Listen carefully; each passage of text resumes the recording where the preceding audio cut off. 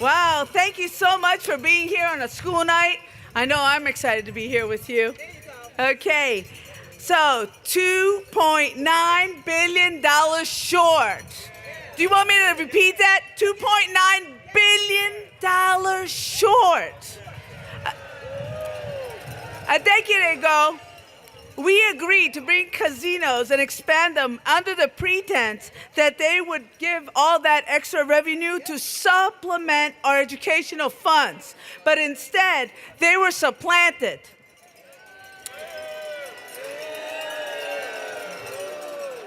Seven years ago, when I walked into my first Maryland classroom, I found it without chairs and tables. And when I went to my principal to see what's going on, where are they, she told me to go make friends and go on Craigslist in order to furnish my classroom. 2 years later, when I was at a different school in West Baltimore, I walked in and I found teachers photocopying thrown away books in order to put textbooks in their students' hands. I myself was dumpster diving in my old age and in private schools' trash bins to get out easels so my students would have real studio experiences. 7 years later, our schools remain underfunded. The budgets are getting tighter and our classrooms are overcrowded. We are teaching, not babysitting here, people. So I'm confused. I have to ask you, I'm confused. Is this the 21st century American public education system? Where are we? Okay, where are our values? What are we focusing on? I want to share a story with you. Anybody in this crowd an educator? Let me see some hands.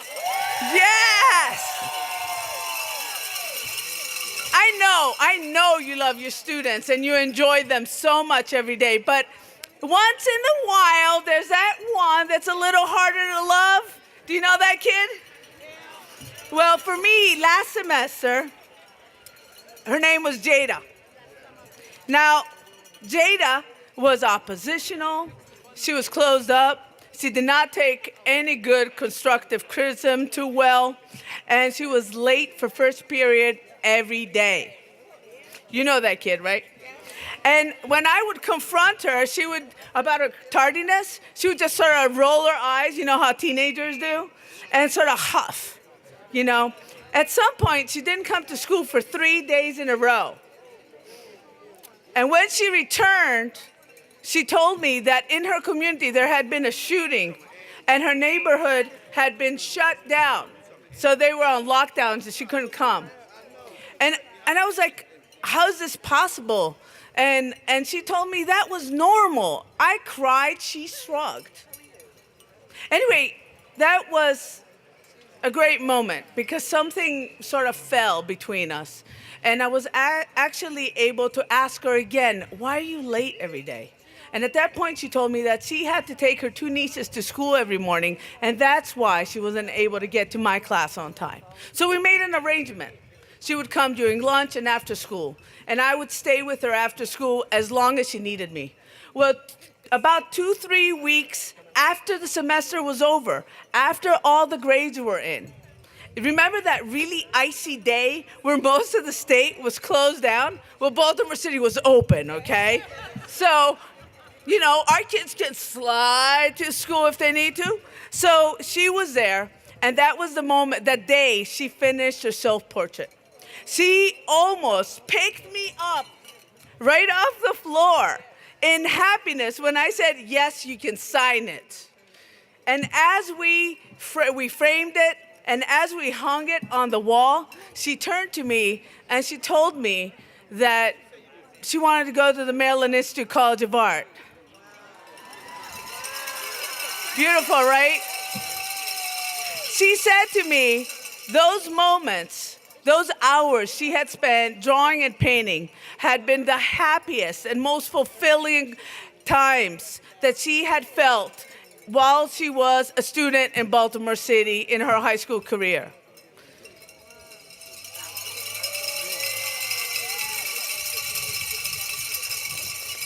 But I cried again, right there in front of her. You know why? Because no matter how passionate and skilled Jada is, 3 pieces are not getting her in any art school across this nation. Because in order for Jada to fulfill her dreams, she should have had a cohesive K through 12 arts education that Baltimore City is not able to provide due to budget cuts.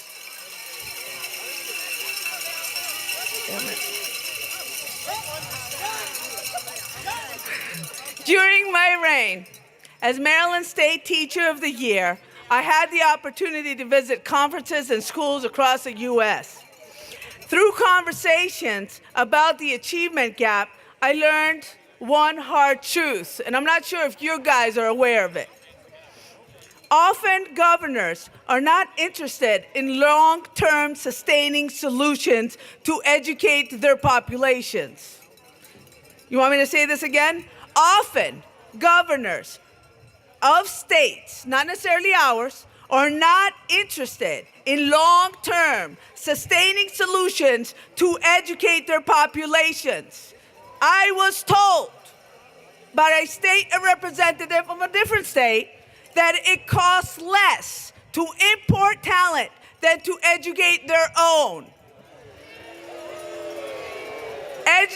Governors are interested in serving their terms as best as they can and hopefully getting reelected.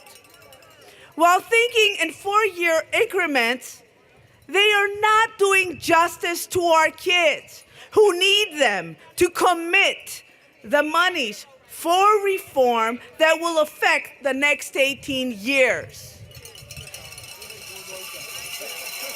Education is expensive. We need, however, to stop sacrificing our children and their futures to money. This is not where we're supposed to save. We need to refocus. Which governor of Maryland, incumbent or candidate, will be brave enough to commit to the actual investing in our children? Which governor?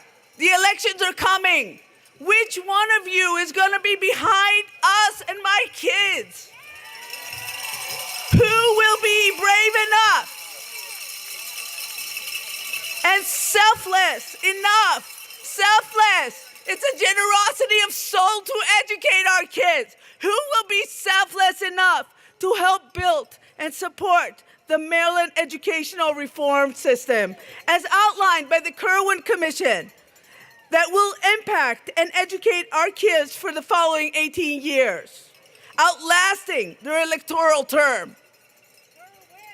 That, my friends, that will be a legacy to leave behind.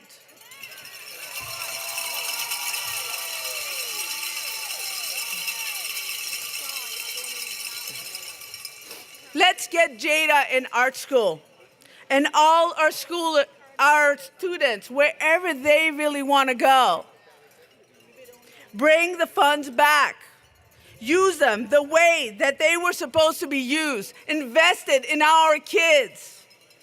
Close the $2.9 billion underfunding gap. Fix the fund! Fix the fund! Fix the fund! Fix the fund! That's all I have to say.